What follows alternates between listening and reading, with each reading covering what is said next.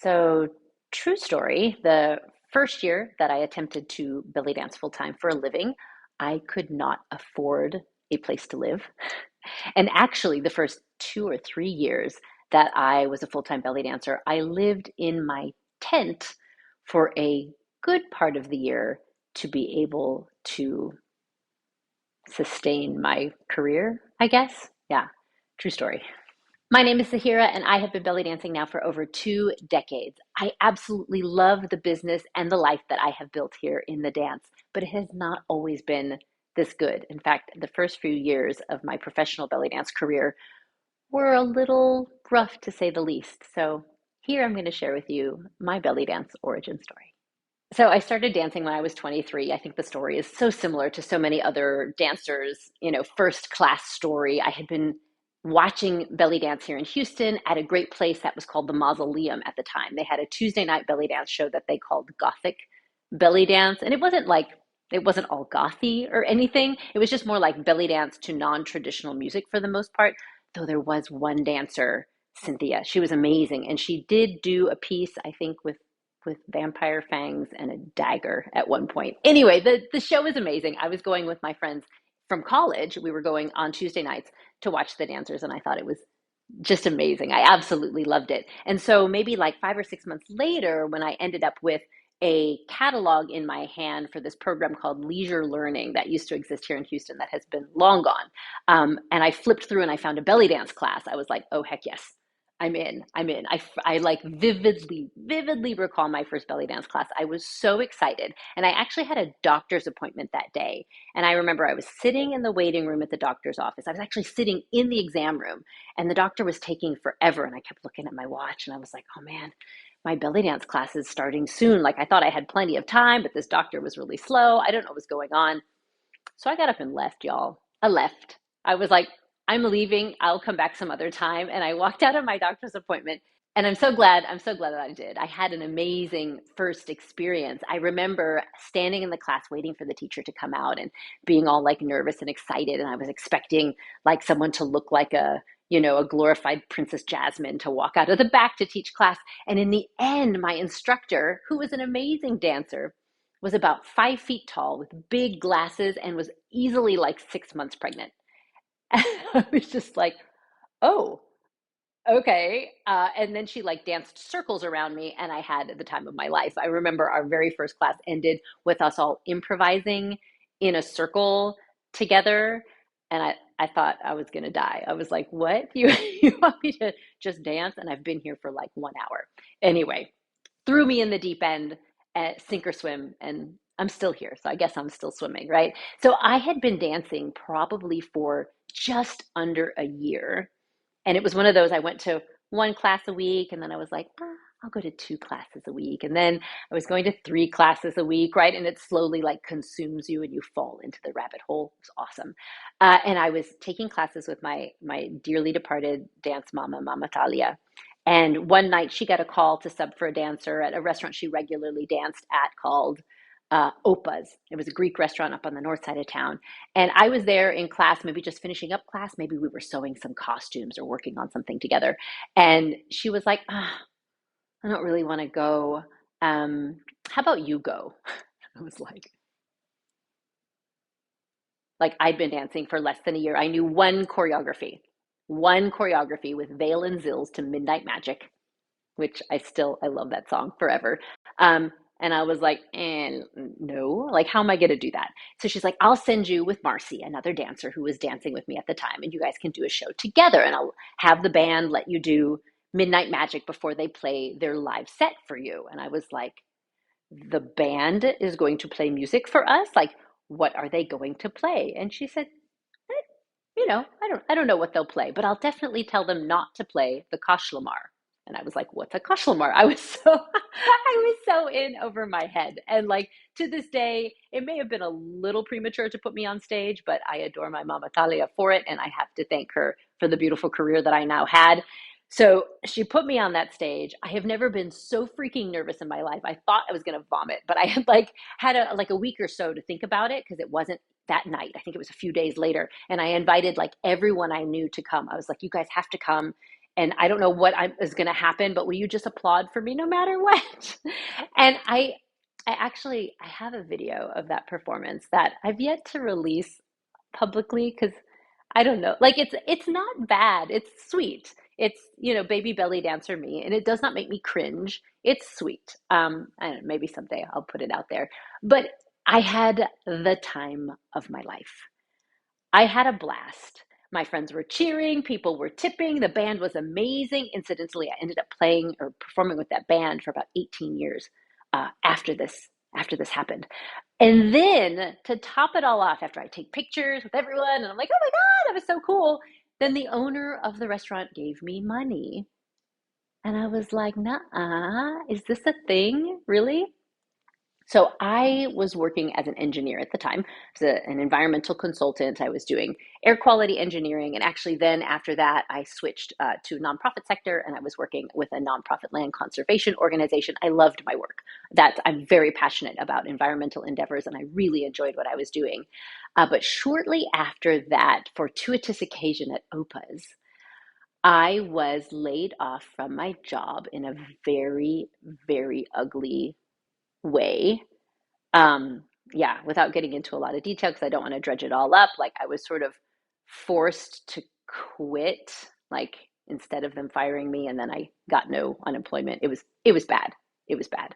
And I was, 24, had no idea what was going on. I had just been, quit fired from this job that I loved, and I was so mad. I was so mad because they went about it in the ugliest way. It was so unfair that I said to myself, I am never going to work for anyone else ever again.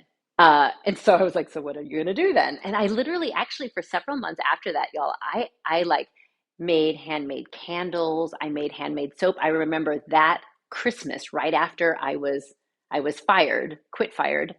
I used to love to make little glycerin soaps just for fun. I had a kit that my mom had given me when I was a kid.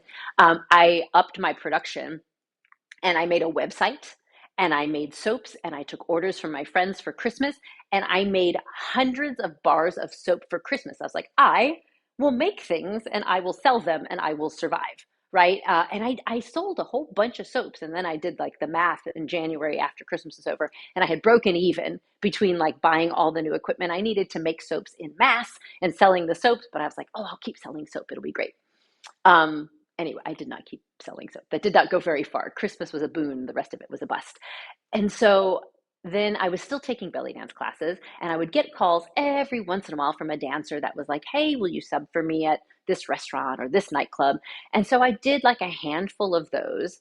Uh, and then I'd been dancing at the Texas Renaissance Festival for maybe 2 years. I actually ended up there accidentally because the dancer who was hired to dance with Estampida unfortunately had gotten into a car accident and injured her neck and couldn't perform. And I was a student of hers, and she said, could you take this gig? And I was like, yeah, how do I dance to a medieval and Renaissance band? She's like, just do some tribally stuff, because I was taking tribal classes with her. I said, okay, sure, I'll just go and do some tribally stuff. So I started dancing at the Texas Renaissance Festival. And I joke with the band, Estampida. I still perform with them 23 years later. I joke with them that the first 3 or 4 years that I performed with them at the Renaissance Festival, we were on a tiny stage. We're still on a tiny stage. And there were three musicians, and there wasn't room for a dancer. So I danced in the mud in front of the stage, or on the side, actually, on the side of the stage. And I danced in the mud on the side of the stage. I don't dance in the mud anymore. We'll just put it at that. But I was doing that, and I really enjoyed it, dancing in the mud with this medieval band. It was fantastic. And after that season ended, October, November, after that season ended, I was like, well, I don't know where else to get paid to be a belly dancer. I was getting a gig once or twice a month in Houston, which was not paying my bills in the slightest. Um, and so I was like, well, maybe I can do another Renaissance festival. So the band leader of Estampida connected me with another musician at the Texas Renaissance Festival. And he's like, oh, I play for a group in Arizona. Let me give you the name of the woman who coordinates the dancers, and you can talk to her. So I called her up, and I was like, hey, Antonio, give me your number. I'd love to come out and perform with you all. And this festival, I think, starts up in February. And she said, oh, well, we're all booked up this year. We have all the dancers we need. But if you want, you can come and dance with us for tips. And I was like, okay, I'll do it. I mean, what was I, 24? I was very young, 25. So I got rid of my apartment. I put everything I owned into storage, got rid of a bunch of stuff, put everything I owned into storage, packed up all my costumes. They fit in like a suitcase. And I drove to Arizona to dance for tips with a troupe. I can't remember the name of the troupe, but I remember the name of our stage was the Dancing Pig Pub stage, which is quite unfortunate.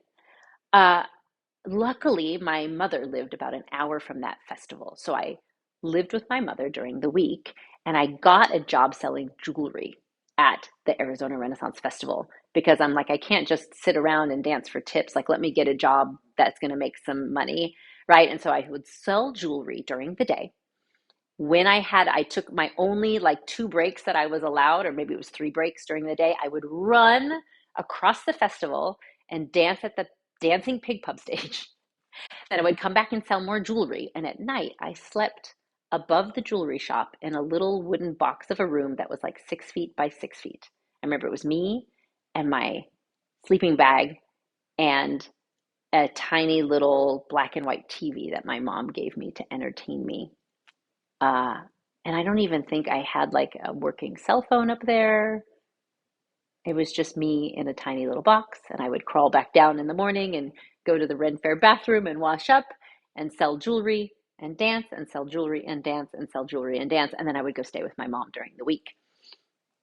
While I was there, I connected with Domba, the Domba studio in Arizona, which is no longer there, but they are a giant inspiration of mine. And I started taking classes every single night. I basically bought like an unlimited pass and just took all the classes. And every night during the week, I was at the Domba studio learning their format, taking classes with Ava Fleming, taking classes with Helena Vlahos, taking classes with, of course, Heidi and the other Domba folks learning their tribal format. I loved it. And by the end of the season at the Ren Fair in Arizona, I was approached by a dancer from Domba, Geneva, who had a troupe in the Michigan Renaissance Festival, Nomo Bugente, who danced West African dance. And she's like, hey, we need a belly dancer for a show. Would you be willing to dance with us?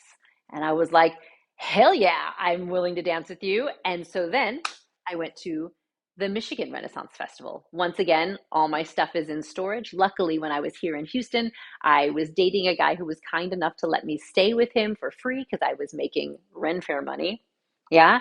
And I then drove up to the Michigan Renaissance Festival, trained with Geneva to learn how to do West African dance so that I could dance as a West African dancer and as a belly dancer in her show. And I slept in her garage during the week. She put an air mattress in her garage and I slept in the garage during the week. And then I would go up to the fair on the weekends and sleep in my tent and do the shows. But this time I was just dancing the whole time, which was awesome because these shows, these West African dance shows, y'all, were like, they were intense. They were intense. I definitely like got more in shape and lost some weight that summer because there's a lot of jumping, a lot of jumping. It was something I don't think I could do now, but it was awesome then. And so that was kind of the deal for about 2 years or 3 years. It might have been, I can't even remember, but I would drive to the Renaissance Festival, stay with family or friends nearby. At the Michigan Festival, I actually would sometimes drive during the week 7 hours to my father's home in Wisconsin so that I could sleep like not in the garage. So I could sleep like on a real bed and hang out with my dad. And then on Friday nights, I would drive 7 hours back to Flint, or I would drive back to Geneva's and train with her. I was also helping her sew costumes to try to make money because that first, I'll be totally honest here, the first year that I belly danced full time, I made $6,000 total. So I was, buying food and buying gas and some costumes when I needed them to perform, but I would have not been able to afford rent. I don't know. I don't think I had health care. Like, I was just like, here we go. I'm 25 and living on the road and doing the rent fair thing and living in my tent. Um, and then, came back to Houston and did the fair here and started to connect with people in Houston now as a slightly more established belly dancer, I guess. And I started getting booked for restaurants. And from there, started getting booked for parties, nightclubs. And, fast forward, and for the next like maybe 15 years, I danced multiple nights a week, sometimes up to 5 nights a week, sometimes up to 7 shows a night. And I stopped traveling to the Ren fairs because it was way better for me to stay in town and do 7 shows on a Saturday night here in Houston than to drive out to Flint, Michigan and, sleep in my tent and work at a jewelry shop, right? But that was it was a big stepping stone to getting to where I was performing regularly. And when I think back about it now, like in my late 40s, I'm like, oh my God, I can't imagine like sleeping in the tent and then getting up the next morning and getting dressed and doing another full day of shows after like sleeping on my crappy air mattress. But that's what I did. And I still do the Texas Renaissance Festival every single year. I still perform with Estampida, but I no longer dance in the mud. Now, when I get up on the stage, all the musicians move to the side and they make room for me. So I guess I'm doing all right. I appreciate you listening to my story. I hope it's helpful for those of you who are maybe struggling to get a belly dance career going, or even for those of you who are hobbyist dancers and, wondered what it might be like to be a professional belly dancer. It seems all like mysterious and sparkly and glamorous. Oh man, you should have seen the glamour when I would stumble out of my tent in the middle of the night to try to find the bathroom. Yeah, very, very glamorous. It's a little better now, but only because I refuse to sleep in a tent. I guess my advice would be, keep moving forward. At the beginning, things can be tough. You've got to choose your path, decide what it is that you really enjoy. And you don't have to perform professionally to be a part of this beautiful dance form. And no matter what anyone tells you, there's a space for everybody on the dance floor. And if they don't want you over there, or they don't want you over here, come over here. Yeah. And I'll dance with you because I think that this is a beautiful art form that is transformational for so many people.